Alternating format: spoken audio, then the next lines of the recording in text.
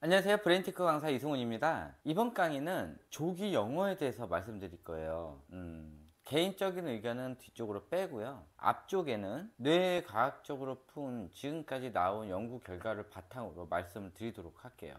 일단은 팩트를 바탕으로 얘기를 하고, 뒷부분 같은 경우는 실질적으로 지금 조기 영어를 해가지고 문제점이 생긴 아이들을 바탕으로 해서 제가 말씀을 드리도록 할게요.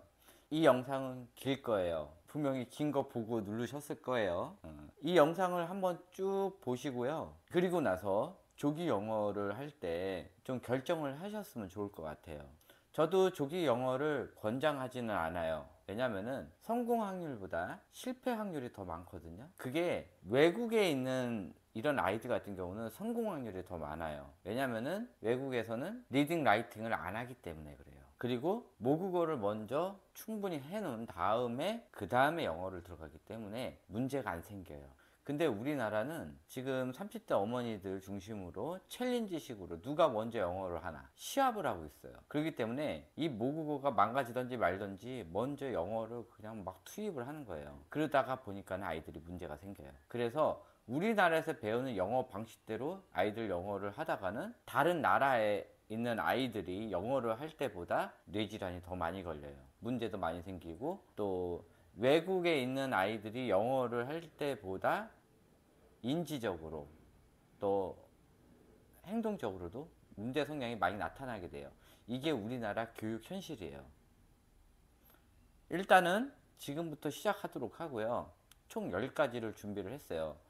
웬만하면 제가 필기를 안 하는데 그래가지고 지금 쭉 해서 써놨어요. 그러니까 지금 양이 좀 많아요.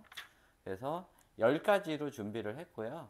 순서대로 설명을 해드리도록 할게요. 언어를 습득하기 위해서는 두 가지 영역이 있어요. 첫 번째로 브로카스 영역, 두 번째로 베르니케 영역이라고 있어요. 두 영역에 대해서 설명을 해드리도록 할게요. 브로카스 영역 같은 경우는 뇌의 전두엽 약간 뒤쪽에 있어요.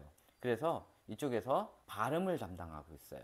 베르니케 영역은 뇌의 측후두엽 이쪽 부분에 있어서 그쪽에서 의미를 담당하고 있어요. 사과라는 거를 봤을 때 사과를 보고 색깔, 모양, 또 이것이 먹는 거다, 그런 것들을 인지를 한 다음에 머릿속에 집어넣는 거예요. 집어넣고 이것이 엄마가 얘기를 하든 누가 얘기를 하든 지시를 하면서 사과라는 말을 했단 말이에요. 그러면은 머릿속으로 저거는 사과구나, 이렇게 동그랗고 빨갛고 이렇게 생긴 거, 또 먹는 거, 이게 사과야 라고 해놓고서는 그거를 브로카스 영역으로 보낸 다음에 구강을 통해서 발음이 나오는 거예요. 이 연습을 아이가 엄마한테 엄청나게 단어들을 듣고 말을 하게 되는데, 그렇게 해서 말을 하게 되는 이 단계를 우리가 보통 옹알이라고 얘기를 하는 거예요.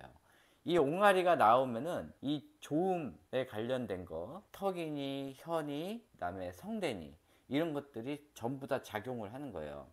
그래서 제가 요전에 얘기했던 이 백질, 이 부분에서 언어 중추와 또는 운동 중추로 움직이는데, 운동 중추가 몸으로 움직이는 것도 있고요. 이 발음하기 위해서 이 안 근육을 움직여서 말을 할 수 있는 이것도 운동 중추예요.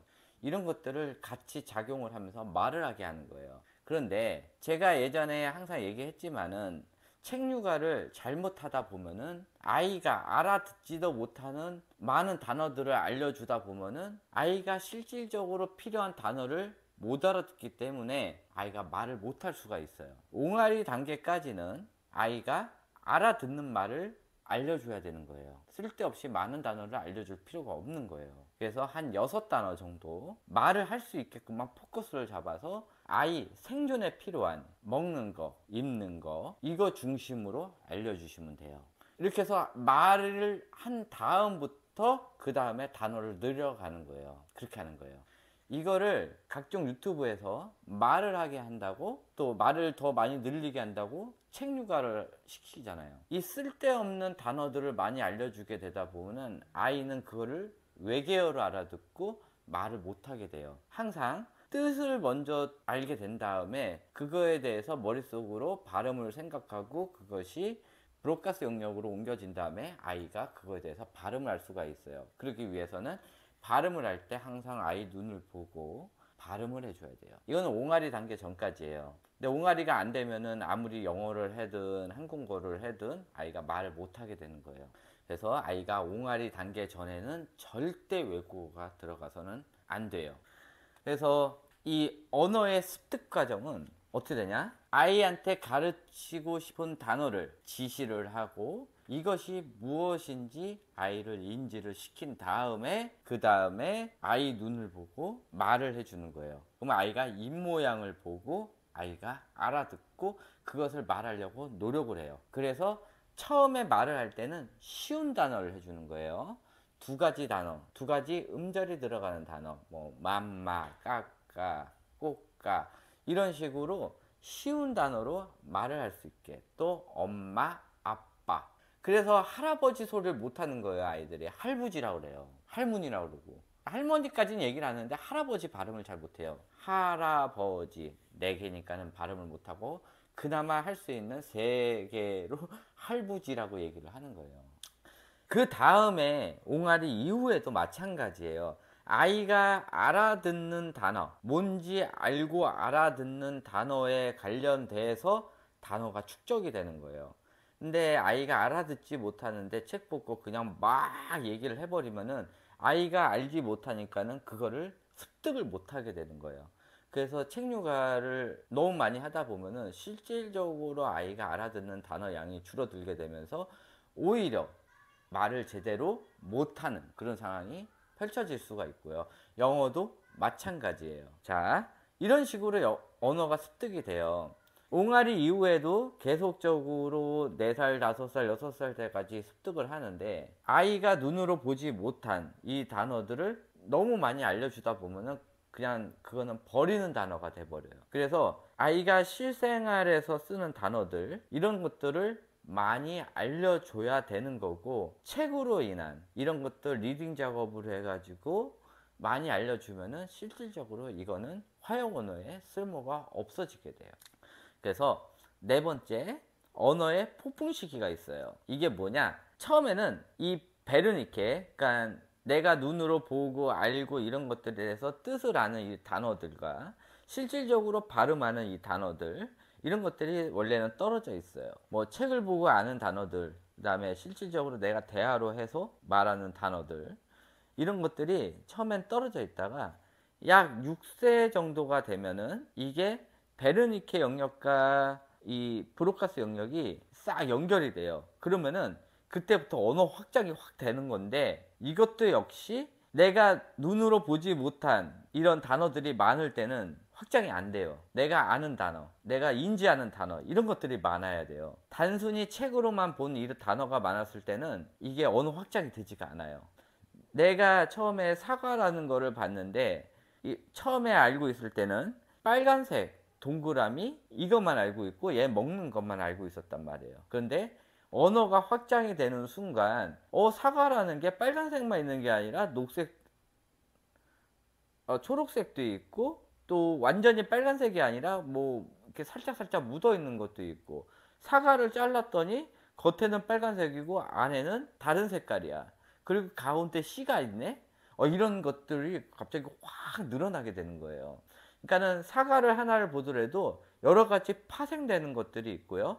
또 사과라는 열매가 있고 내가 먹은 바나나가 있고 또 딸기도 있고 이런 것들이 다 열매라는 그 범주 안에 들어간다. 이런 것도 같이 확 늘어나게 돼요. 근데 그런 것들에 대한 뜻을 모르는 단어, 단순 단어들만 외우는 이런 것들을 하게 되면 언어 확장이 되지가 않아요. 그래서 문제가 영유 같은 데서 무조건 리딩 시키고 단어 막 주고 그냥 막 외우게만 하는 그런 거를 했을 때는 그 단어에 한해서는 언어 확장이 되지가 않는 거예요. 그래서 영유에서 이렇게 막 단어들 많이 외우는 것들 이런 것들이 나중에는 쓸모가 없어져 버리게 돼요. 언어 확장이 되지가 않아요. 6세 이후에. 그래서 배운 단어는 많은데 아이가 활용성이 떨어지게 되는 거죠. 그래서 이 언어가 폭풍 성장 시기에 이때는 사람들과 대화를 많이 해서 활용 언어를 많이 늘려야 돼요. 실질적으로 생활에 필요한 단어들을 많이 해야 되는데 집에서는 한정돼 있기 때문에 밖에 많이 나가서 많은 대화를 통해서 많이 설명을 어머니가 해주고 아버지가 해주고 그렇게 하면서 아이의 활용 언어를 많이 늘려줘야 되는 거고, 이때 시기에도 키즈 카페니 또 여러 야외 활동에 아이들끼리 이렇게 모이는 그런 곳에서 아이들끼리 대화도 많이 해야 되는데, 이 영유의 문제가 아이들이 대화가 없고 다 개인 각자 자기가 하고 싶은 말만 하다 보니까는 활용 언어가 떨어져요. 활용 언어가 떨어지면은 아이의 인지력이 떨어지게 돼 있어요. 그래서 이런 식으로 언어 확장이 약 6세에서 7세 이후부터 갑자기 아이들이 말이 많아지는 이유가 그 이유예요. 그리고 다섯 번째, 언어 분리예요. 아이들이 모국어와 제2외국어를 분리할 수 있는 시기가 있어요.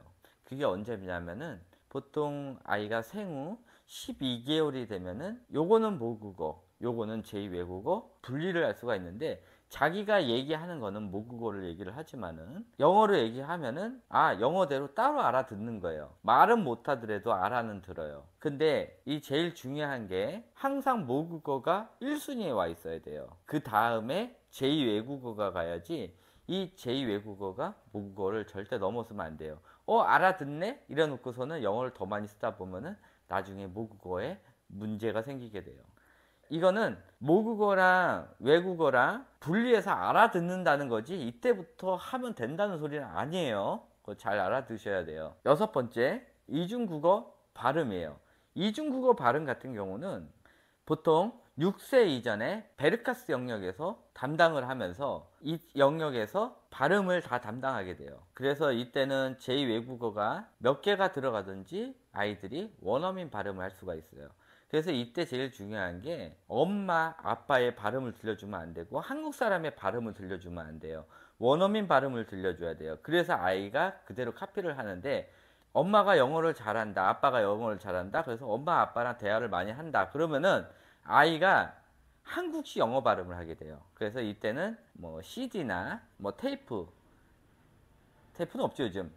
MP3 아니면 유튜브를 하더라도 화면을 틀어놓지 않고 뭐 프리미엄 이런 걸 가입을 해서 화면을 끄고 소리만 나오게 그거를 듣는 이런 것들을 해주다 보면은 애가 듣고 얘기를 하는데, 이런 교육보다는 노래를 틀어주는 게 좋아요. 팝송이나 또 애들 노래송 이런 걸 틀어주면은 그걸 듣고 따라해서 어차피 그 발음을 담당하기 때문에 노래로 인한 발음이 오히려 더 좋아요. 어차피 발음을 좀 중요시 할 것 같으면은 노래가 최고예요. 그렇게 해서 해주시면 되는 거예요. 자, 그래서 일곱 번째, 이중국어 적정 시기가 있어요. 이게 일찍 하면 좋다, 뭐 늦게 하는 게 좋다, 뭐 이런 말이 많은데, 지금 조기교육 유튜버들이 하는 얘기가 무슨 뭐 아이가 잠잘 때 뭐 자장가를 불러줘라, 영어로 자장가를 불러줘라, 뭐 시도 때도 없이 뭐 영어를 틀어줘라 이렇게 얘기하는데, 아니 그럴 시간에 그냥 한국어를 시켜, 한국어. 왜냐면은 한국어를 아이가 얘기를 하고 그거에 대해서 계속 아이가 문장 능력이 올라가면은 알게 모르게 한국어에 대해서 문법 체계를 머릿속으로 인지를 하게 돼요. 엄마 나 어린이집 갔다 올게, 이거를 엄마 갔다 올게 어린이집 지금 이렇게 얘기하지 않는단 말이야 아이들이. 근데 엄마 지금 나 어린이집 갔다 올게 라고 얘기를 아이들이 했을 때 아이들이 그거에 대해서 문법 체계를 본인이 알아서 하겠냐고. 아니에요. 한국어 자체에 그냥 자체 문법이 들어온 거예요. 이 문법 체계도 브로카 영역에서 담당을 하거든요. 이 브로카 영역에서 담당하는 이 문법을 스스로 알아듣고 알아서 분리를 해서 알아서 한단 말이에요. 이런 문법 체계가 다 머릿속에 들어온 다음에, 그러니까 모국어에 대한 문법 체계가 쫙 들어오는 그 시점, 그게 언제 좋으냐면은 아이가 옹알이를 시작하고 2년이 지난 이 시점 이후에 아이를 외국어를 시켜주는 게 좋아요. 그 전에 시켜주면은 이 문법 체계가 다 엉망이 되면서 이도 저도 아닌 아이들이 되고 오히려 모국어가 망가지는 경우가 있어요. 그래서 모국어를 충분히 얘기를 하고 아이가 다 얘기를 한 다음에 그 다음에 들어가야 돼요. 아이가 모국어도 제대로 얘기를 못해. 뭐 언어 지연이 왔던 뭐를 했던 그렇게 해가지고 늦게부터 아이가 모국어를 시작을 해서 이제 모국어도 제대로 잘 얘기도 못하는 와중에 아이가 영어가 들어가잖아요.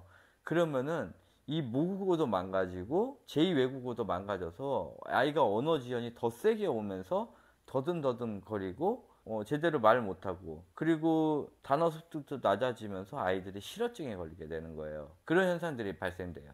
그래서 다시 한번 말씀드리지만은 아이가 옹알이를 시작하고 아이가 세 문장, 네 문장 이상 충분히 아이의 의사 표현을 할 수 있는 그 시기가 되면은 그 이후에 듣기부터 시키는 거예요. 외국어 듣기부터. 스피킹부터 시키는 게 아니라 리스닝부터 시켜요. 그거를 노래로 하는 게 제일 좋은 거예요. 그런 식으로 나가시면 되는 거예요. 여덟 번째, 저는 조기 교육을 권장을 하지 않지만은, 또 조기 영어도 권장을 하지 않지만은, 우리나라에서 조기 영어를 하다가 실패 시 부작용 증세가 있어요. 이건 꼭 알고 가셔야 돼요.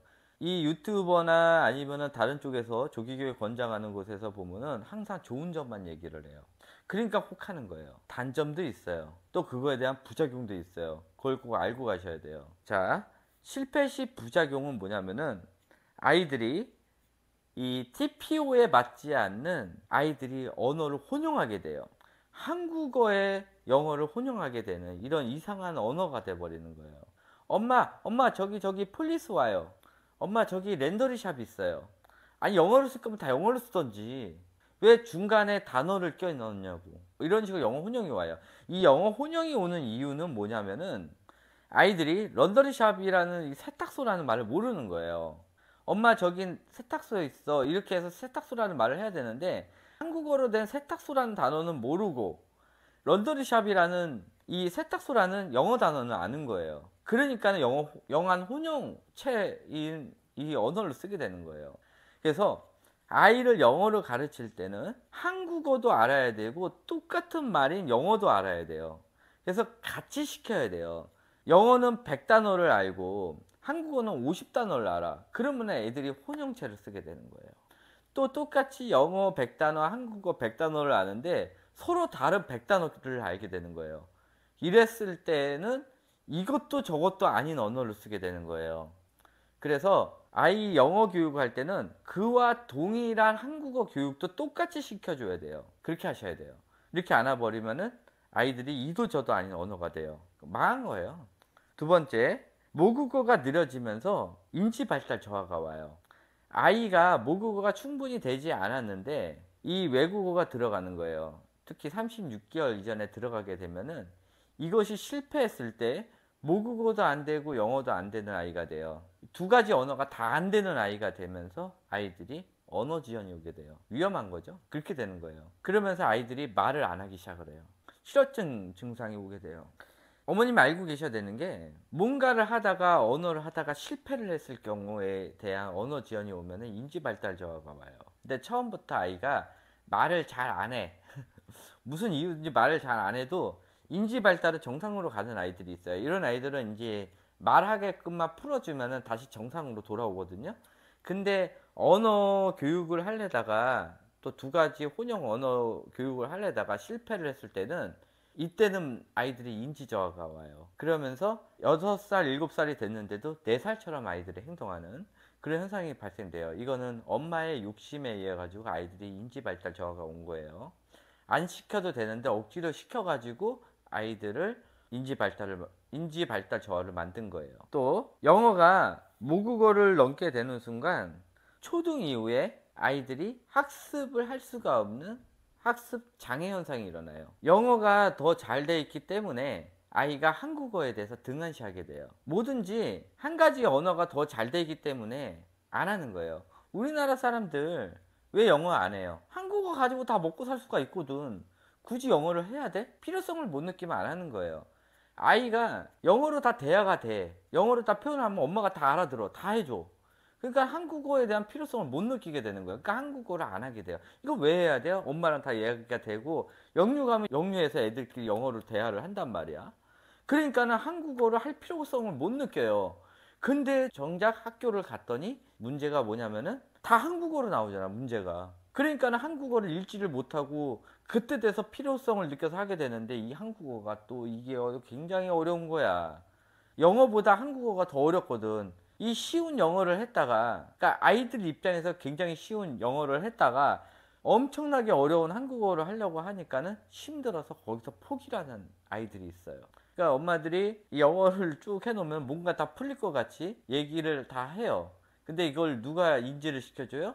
영유에서 인지를 시켜줘요. 아예 한국인데 왜 한국어를 못해요? 그 영어 막 하면은 나중에 다 해요 라고 얘기를 했는데, 실질적으로 영유 딱 나와서 보니까는 이게 아닌 거야. 안 돼. 그나마 대치동은 이 영유를 나온 애들이 학교 수업을 못하더라도 학원에서 또 이렇게 할 수가 있는데, 그 외 지역은 또 이제 멘붕 상태가 오는 거지. 망해버리는 거예요. 그러니까 아이가 학습을 할 수가 없는 상태가 되니까는 초등학교 2학년, 3학년 되면은 학습을 적게 되는 그런 현상이 발생돼요.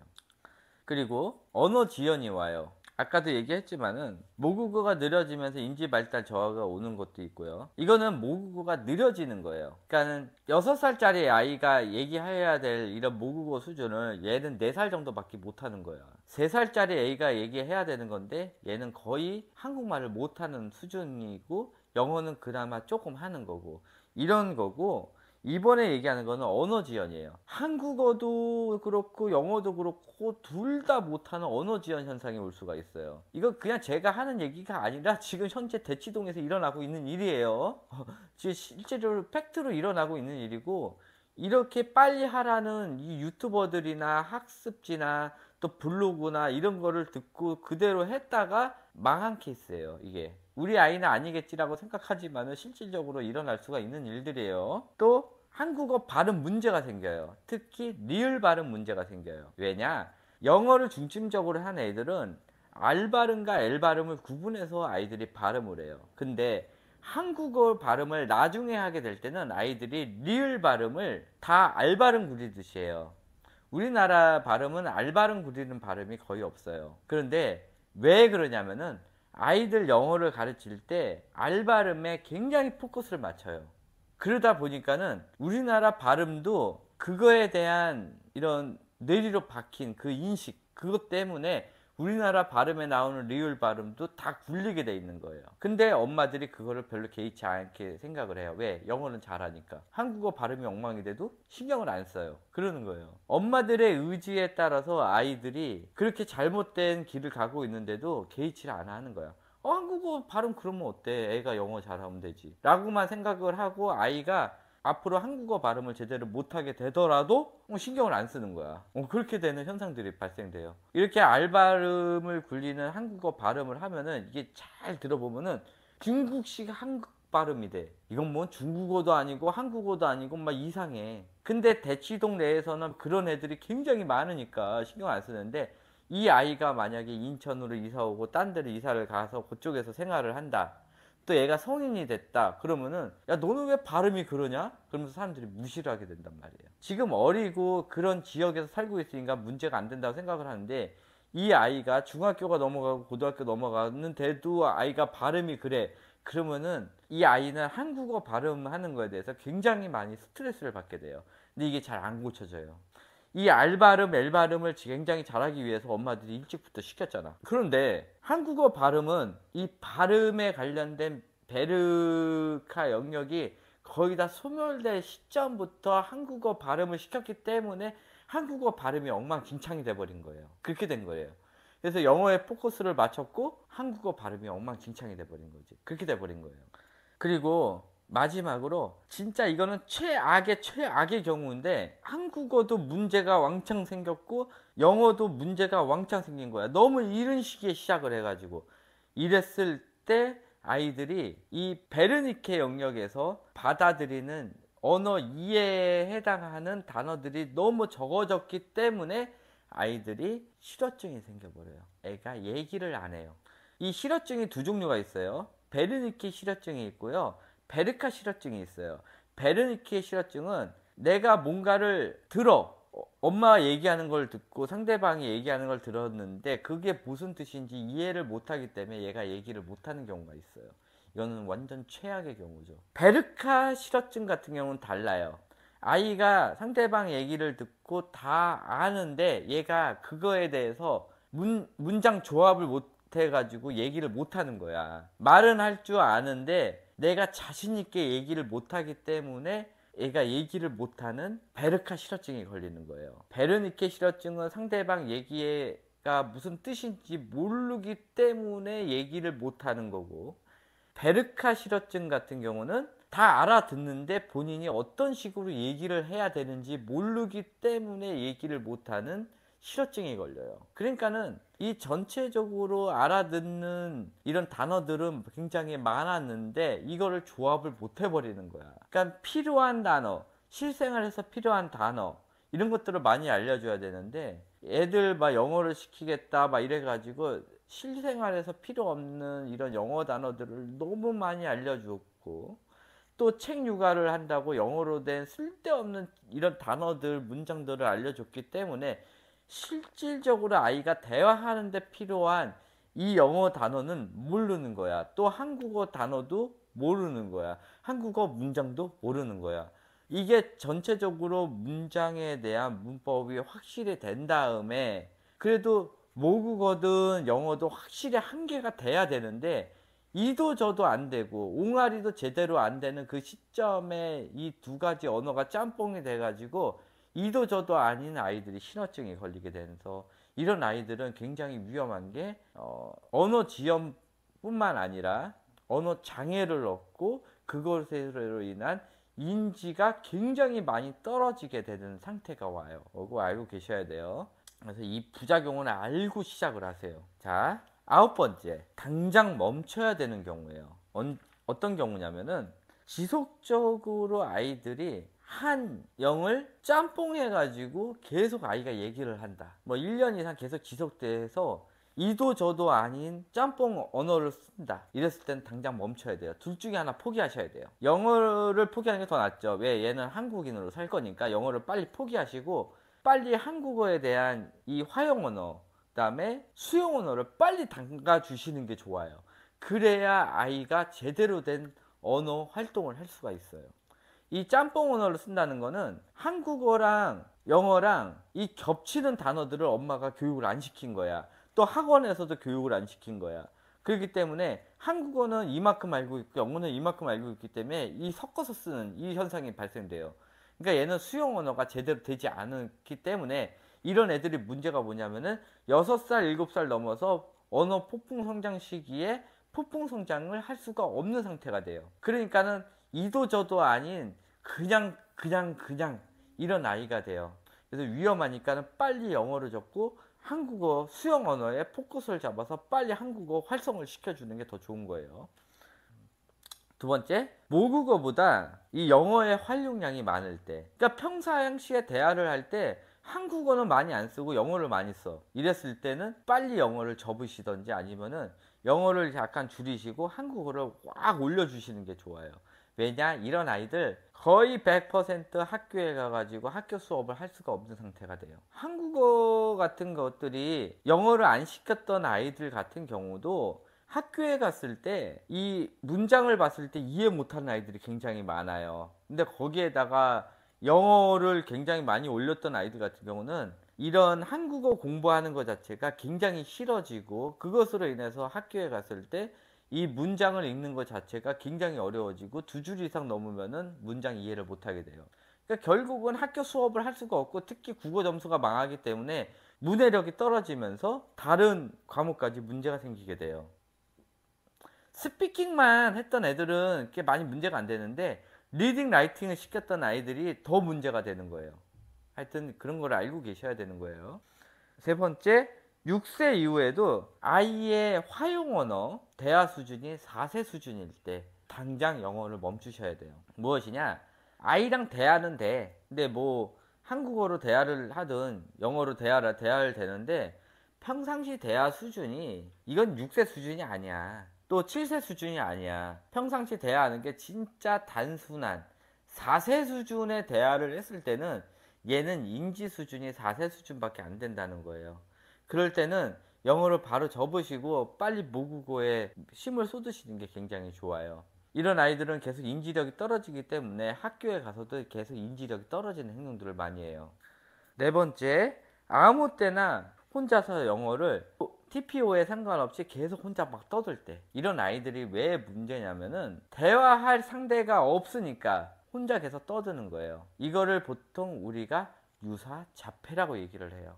유사자폐가 있는 아이들은 아무도 없는 허공에다가 계속 얘기를 해요. 특히 그러니까 영어를 안 배운 아이들, 이런 아이들도 한국어로 공작 계속 떠들고 이런 현상들이 계속 발생되고, 특히 전날 읽었던 책 내용을 아무 때나 막 얘기를 해요. 이런 거를 실질적인 자폐는 아니지만은 이런 유사 언어 자폐 증상들을 보이게 돼요.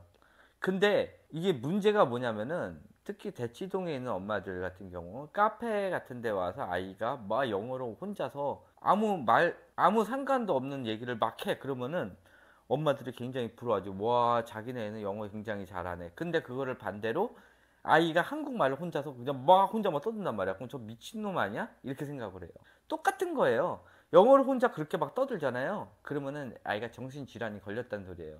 유사 자폐 증상이 생겼다는 소리예요.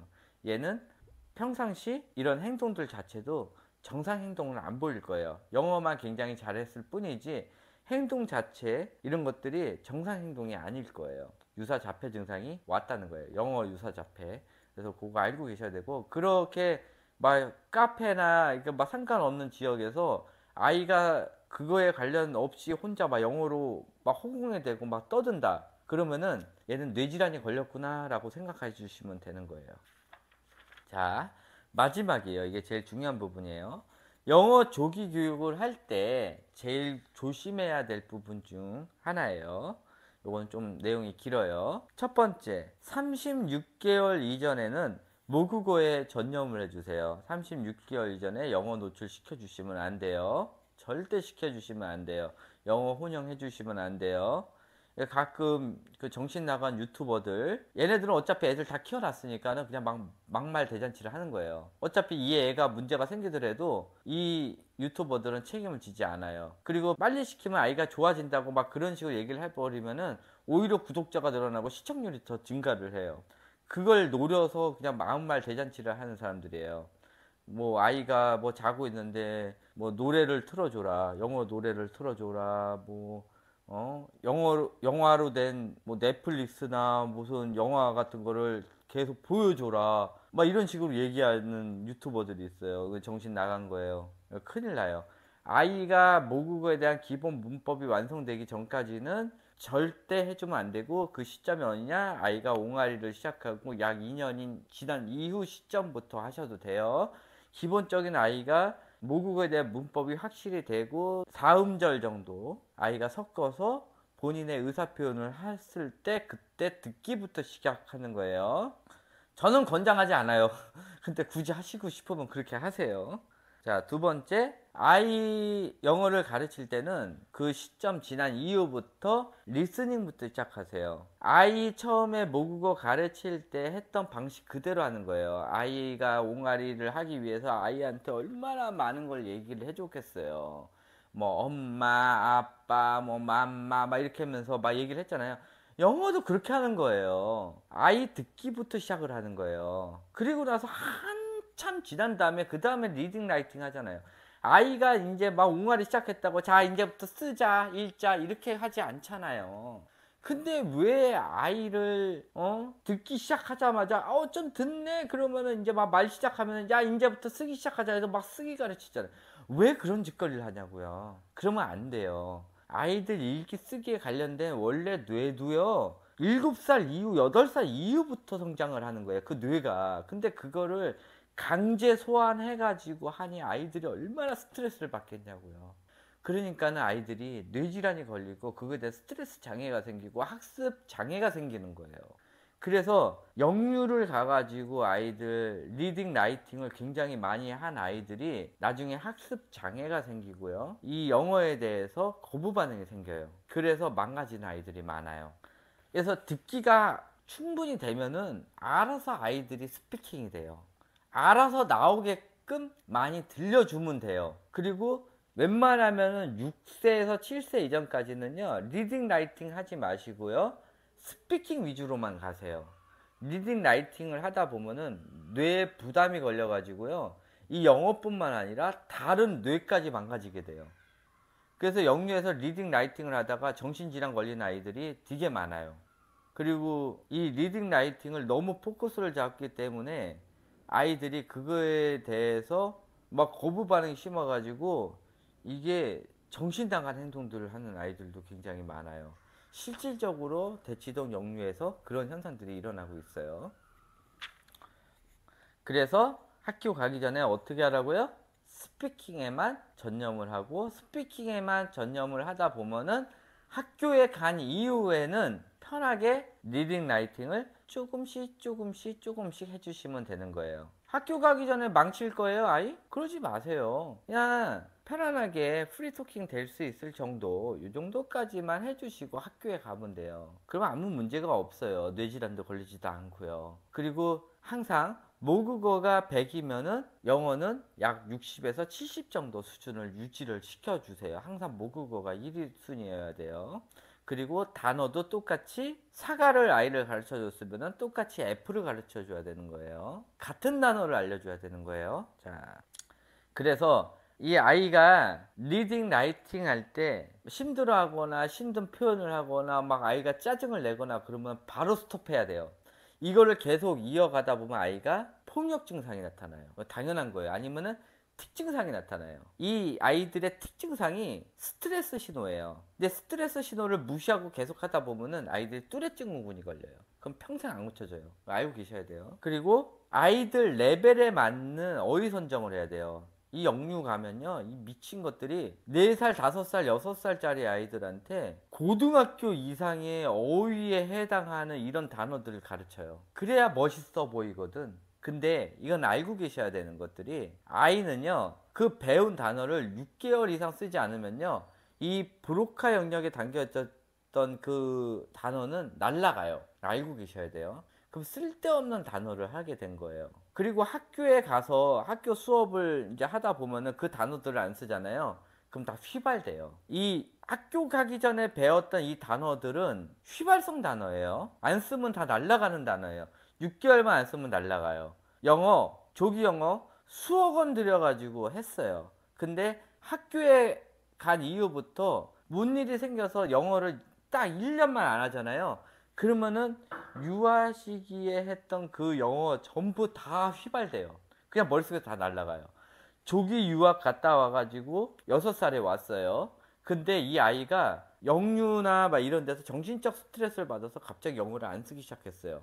6개월만 안 쓰면요, 얘 머릿속에서 그 유학 가가지고 3년 4년 했던 거 다 날아가 버려요.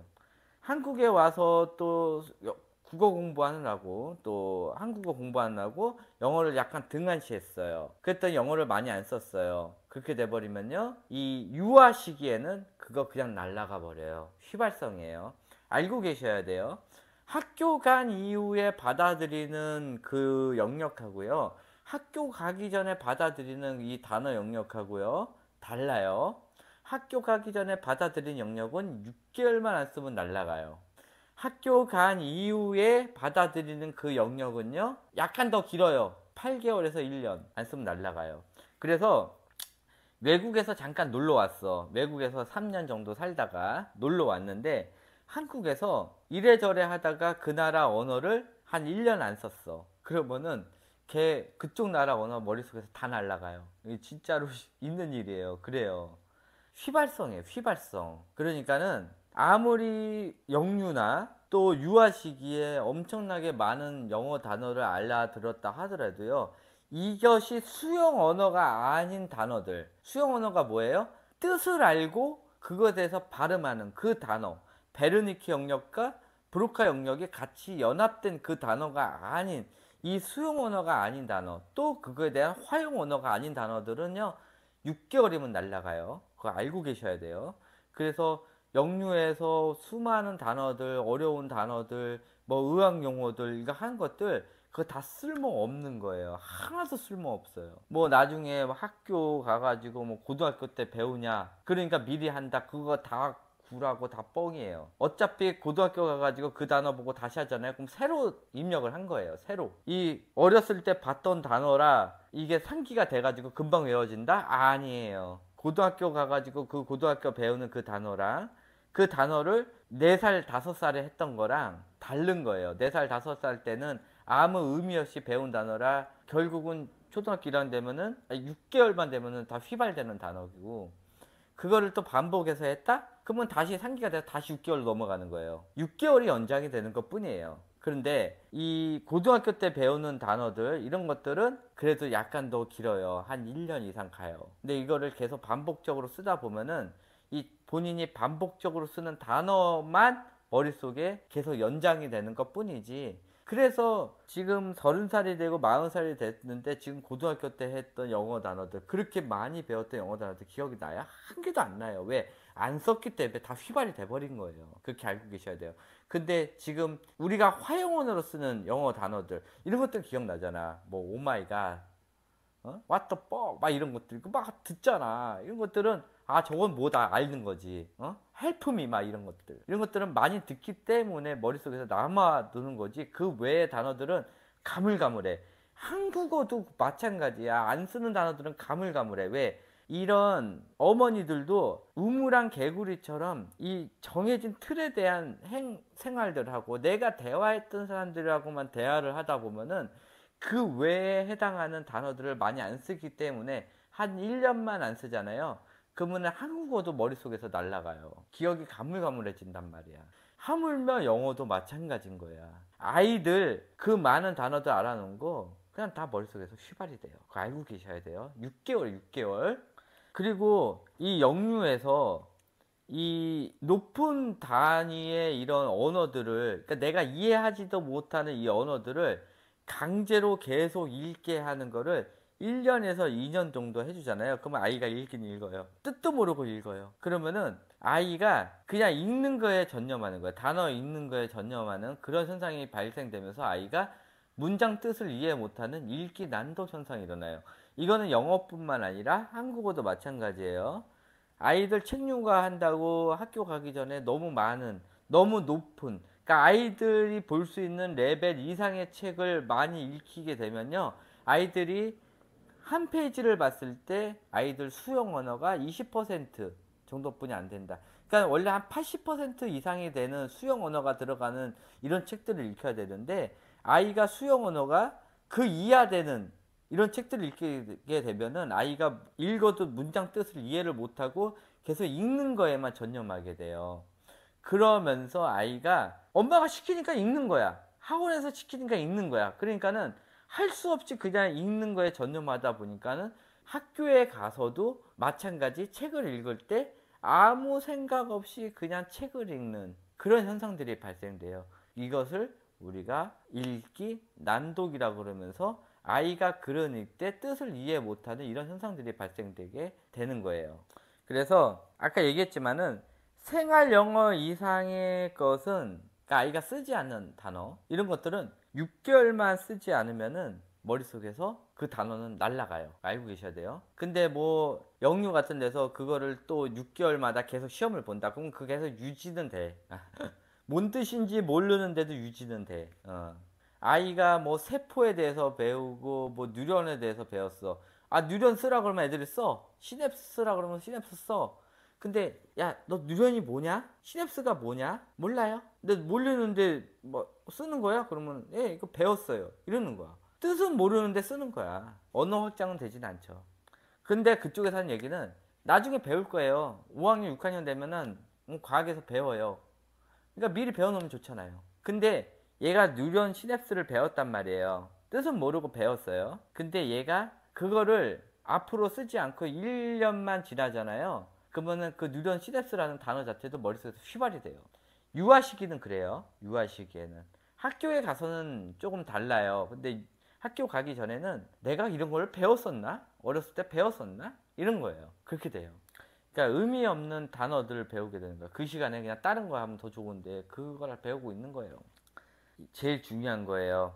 TV나 또는 미디어 시청으로 영어를 습득하는 거. 이것을 어머니들은 괜찮다고 느끼는 거예요. 이건 교육용이기 때문에 괜찮다. 자기 합리화를 하는 거지. 아무리 교육용이든 또는 그냥 보는 것이든 TV 시청, 미디어 시청 자체는 아이들 뇌의 전두엽에 이상이 생기게 돼요. TV를 시청하는 동안 전두엽은 멈춰 있어요. 후두엽만 발달돼 있어요. 알고 계셔야 돼요. 아무리 교육용이든 만화든 애니메이션이든 지금 성인들도 마찬가지예요.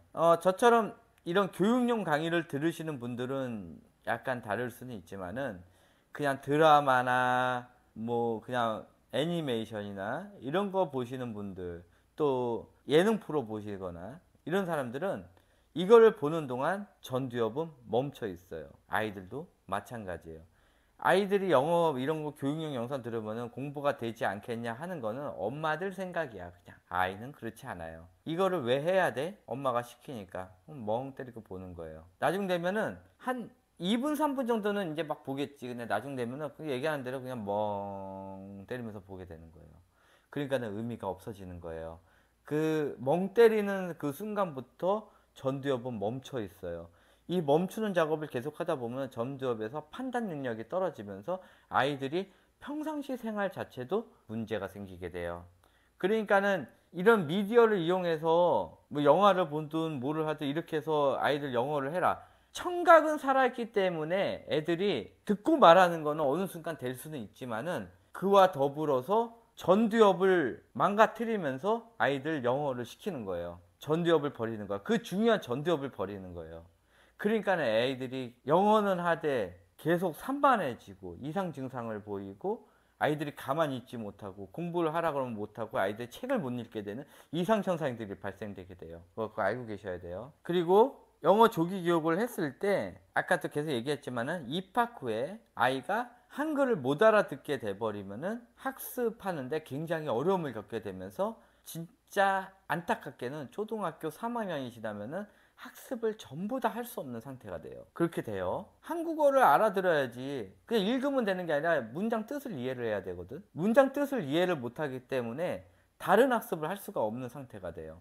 영어는 하되 영어 외에 나머지 과목은 다 꽝이 되는 거예요. 그치? 연산을 시키면 되니까 연산을 하되 문장제 문제는 못 푸는 상황이 벌쳐져요. 그런 상황이 생기게 돼요. 그래서 이런 아이들이 학교 가게 되면은 문해력이 굉장히 많이 떨어지고 또 두 줄 넘는 걸 이해를 못하고 문장제 문제 자체도 그렇지만은 서술형 문제 쓸 수가 없는 상태가 돼요. 그래서 특히 남자 아이들 같은 경우는 이런 영어 조기 교육을 했을 때 부작용으로 지적장애 또는 ADHD 또는 경계성 지능 최소 못해도 IQ 90 이하로 떨어지는 이런 현상들이 발생돼요.